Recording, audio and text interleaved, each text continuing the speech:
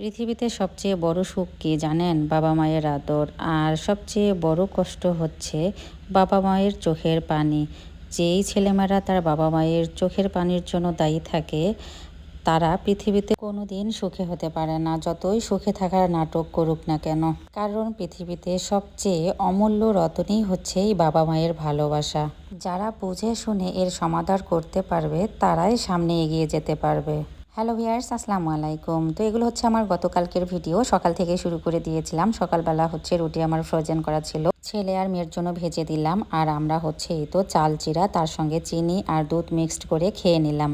এরপর শুরু হয়ে গেল আমার রান্না বান্না। তো মিনি পুকুরে হচ্ছে আমি শাক পরিষ্কার করে নিলাম হলুদ দিয়ে। সবার অনেক ভিডিও ভাইরাল হয়, আমার তো কোনো ভিডিওই ভাইরাল হয় না এ পর্যন্ত, যতগুলো মিনি পুকুরের ভিডিও দিলাম।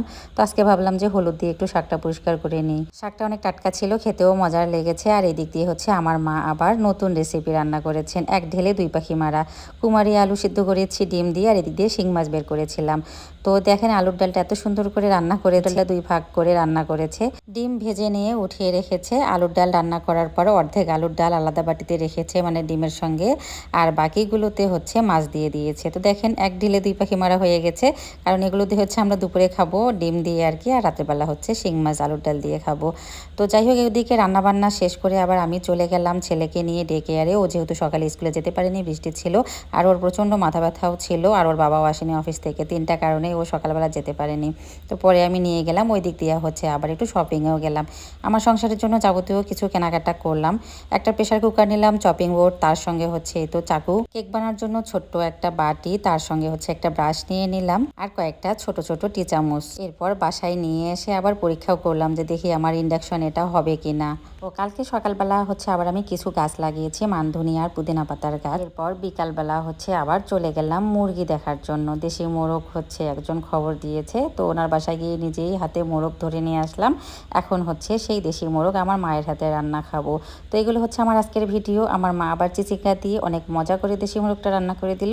তো এই জন্য আজকে সকালবেলা রুটি না বানিয়ে দেশি মোরগ দিয়ে আজকে আমরা ভাত খাই। আমার মা ওইদিকে মাটির চুলায় দেশি মোরগ রান্না করতেছে, আর এদিক দিয়ে হচ্ছে আমি গ্যাসের চুলায় পাট শাক বসিয়ে দিয়েছি, তাহলে তাড়াতাড়ি সকালবেলা রান্নাটা হয়ে যাবে, আর আপনাদের ভাই আর আমার ছেলেও হচ্ছে খেয়ে যেতে পারবে। সংসারের অন্যান্য কাজগুলো আস্তে আস্তে এখন গুছিয়ে নেওয়া যাবে। আর এরপর আবার মেয়েকে নিয়ে স্কুলে যেতে হবে। তো স্কুলে গিয়ে আবার ভাবি সহ হচ্ছে একটু খাতা আর হচ্ছে পেন্সিল কেনার জন্য গেলাম। তো ওখানে গিয়ে বাজারে দেখি টাটকা মূলা, দেখে তো লোভ সামলাতে পারলাম না। মূলা, দেশি ধনিয়া, বেগুন, এগুলো আবার নিয়ে এসে বাসায় আজকে ছোটো মাছ দিয়ে মাখিয়ে রান্না করলাম। আমার মা সুন্দর করে চিকন করে কেটে একেবারে হাতে আগে মাখিয়ে দিয়েছে, এরপর আমি মাছগুলো দিয়ে বাকিটা মাখিয়ে তো বসিয়ে দিলাম।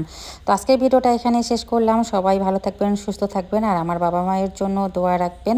যার যার বাবা মা তার কাছে অমূল্য রতন, তাই ভালোবাসতে না পারলেও কেউ কষ্ট দেবেন না। ভিডিওটা এখানে শেষ করলাম। আল্লাহ হাফেজ।